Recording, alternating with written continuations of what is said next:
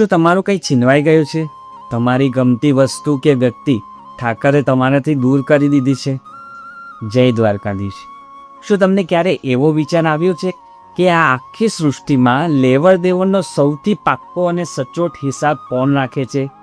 જો જિંદગીને બારીકાઈથી જોશો ને તો સમજાશે, એક અદૃશ્ય સત્તા એવી છે જે દરેક વસ્તુનો હિસાબ એકદમ બરાબર રાખે છે.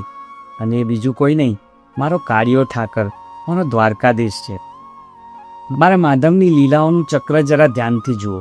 એણે જેની પાસેથી જે કંઈ પણ લીધું છે, યોગ્ય સમય આવે પાછું પણ આપ્યું છે. ચાલો આ અદ્ભુત હિસાબના થોડાક ઉદાહરણો જોઈએ. આપણે સૌએ સાંભળ્યું છે કે કાનુડો ગોપીઓના વસ્ત્રો ચોરી લેતો, પણ એ વખતે કોઈ ગોપીને ક્યારે શરમાવું નથી પડ્યું.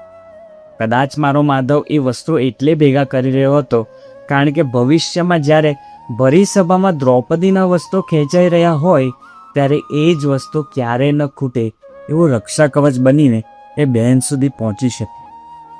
બાળપણમાં જે આખા ગામનું માખણ ખાઈ જતો અને માખણ ચોર કહેવાયો, વિચાર કરો એની ભૂખ કેટલી હશે. પણ જ્યારે દુર્વાસા ઋષિ પોતાના 1000 શિષ્યો સાથે દ્રૌપદીના દ્વારે પહોંચ્યા ત્યારે દ્રૌપદીના એક જ પોકારે માત્ર એક ચોખાનો દાણો ખાઈને મારા નાથે આખા બ્રહ્માંડનું પેટ ભરી દીધું અને પાંડવોને શાપથી બચાવ્યા.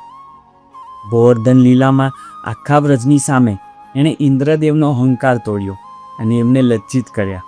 પણ કુરુક્ષેત્રના રણ મેદાનમાં એ જ ઇન્દ્રના પુત્ર અર્જુનને ક્યારેય લજ્જિત ન થવા દીધો.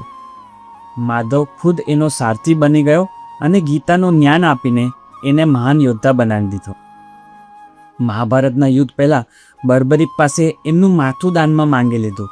કોણ બદલામાં એમને બળિયાદેવ બનાવી પોતાનું શ્યામ નામ, પોતાની 16 કળા અને કળિયુગમાં પૂજાવાની અમરતા આપી દીધી. આમાંથી આપણે શું શીખવાનું છે? આખી દુનિયાની સામે એ ભલે પોતાનો નટખટ અંદાજ બતાવતો હોય, પણ જ્યારે જ્યારે મુસીબતોની ઘડી આવે ને ત્યારે એ સૌથી આગળ ઊભો હોય છે. પોતાની લીલાઓમાં એણે જે પણ કંઈ લીધું, સાચા સમયે આવે બધું જ એણે પાછું વાળી દીધું, જેથી કોઈ બીજાનું નામ કલંકિત ન થાય. તો સાહેબ, જો જિંદગીમાં ક્યારેક તમારું કંઈક છીનવાઈ જાય કે ક્યારેક સમય અત્યારે બરાબર ન ચાલતો હોય તો થોડી ધીરજ રાખજો અને તમારા કર્મો કરતા રહેજો. કારણ કે આખી દુનિયામાં કોઈ શાસ્ત્ર એવું નથી લખ્યું કે મારા કાળિયા ઠાકરે કંઈક લીધું હોય અને પાછું ન આપ્યું હોય. જો તમને પણ ઠાકરની આ લીલા પર પૂરો ભરોસો હોય તો કોમેન્ટમાં પૂરા ભાવથી લખજો. જય દ્વારકાધીશ. રાધે રાધે.